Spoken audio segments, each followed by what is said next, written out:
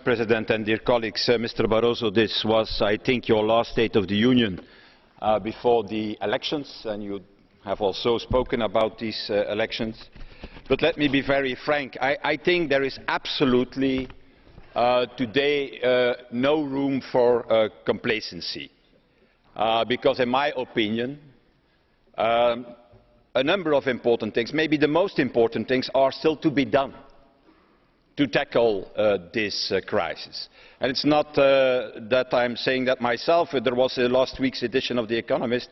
They wrote, and I quote, our sleepwalking leaders must start now to agree if we want to avoid disaster.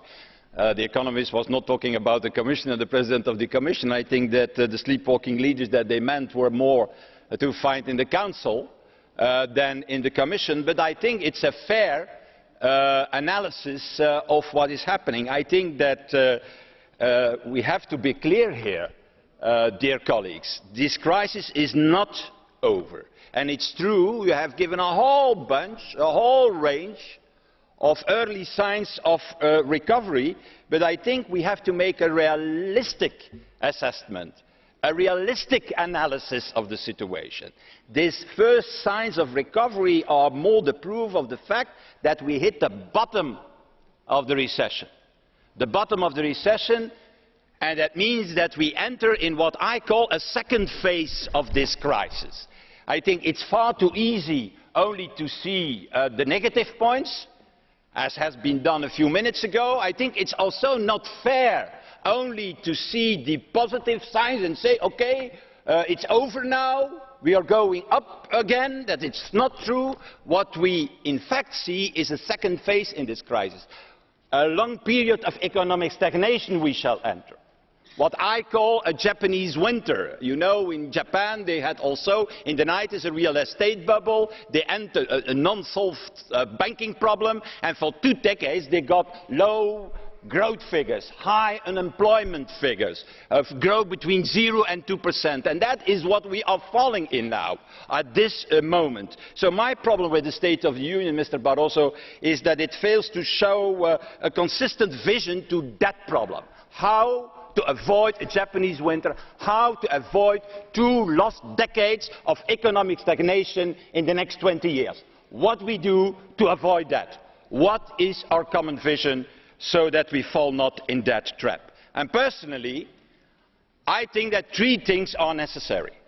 3 big reforms, 3 big reforms towards a new Europe. The first is, and you have spoken about that, and I come back to this, a real banking union that is more than the single supervisory mechanism that we have today. The second is, and that was not enough, I think, in your vision on the future, we need a more integrated Eurozone with a real government in the Eurozone and in the European Union, with a common treasury, with common financial instruments, so that we can finance our investment at a lower interest rate. We are, in an average, paying 2% more interest in Europe than, for example, in Japan and in America to finance our investment. So how can we recover? And 3, I think also that we have to open the issue, is it not necessary to have a broader task also for our central bank, like the Bank of Japan is doing, like the Federal Reserve Board in the United States are doing, that is that next to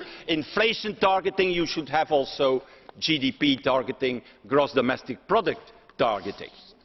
And in fact, Mr. President, what I want to do today in this debate on the State of the Union is to do a proposal to our Parliament now to do something in these last 8 months. Let's be honest, we can do this last 8 months as we do it now, with the big fights between the different political parties and the Council, and then we arrive with nothing at all because we shall enter in the election debate and the election campaign. Or we can use this time, this 7-8 months, to pick up a number of files where we are saying that is an added value for our people and for our citizens. Let's do a number of crucial files and dossiers in the next months so that we can also do something concrete in this 7-8 months of this period of this legislature. My proposal are 2 things. We have a proposal now, dear colleagues, from the Commission on the Resolution Fund to complete the banking union. Why not on a fast track, adopt this proposal of the Commission. I think that everybody here, all the groups, can agree on the proposal that Mr. Barnier has put on the table on the banking union and the resolution fund.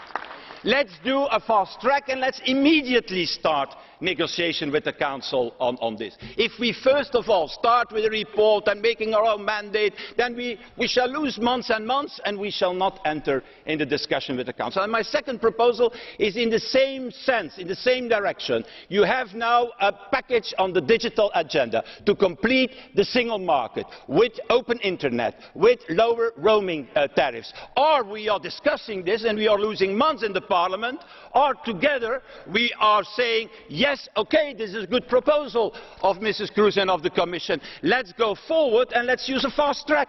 Let's immediately start the negotiation. Why losing months and months to define a mandate on this, and then losing the time and having nothing at all when the elections are there? No lower roaming tariffs and no open internet.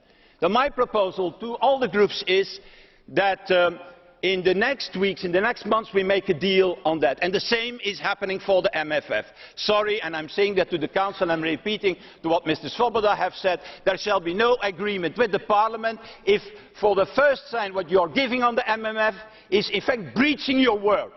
That is what you are doing. You are putting on the table a budget 2014 that has lower figures than the MFF that we have to approve. How can that be possible? And finally, Mr. President, I am concluding with that. I think that the next election shall not be a big fight between the left and the right. I like that. Certainly when you are in the centre, you have all the problems on your head. I think it's more between Euroscepticism, who think that you can put the world outside your borders, and the pro-European forces. And I hope that all the pro-European forces can be united to beat Eurosceptics. Thank you.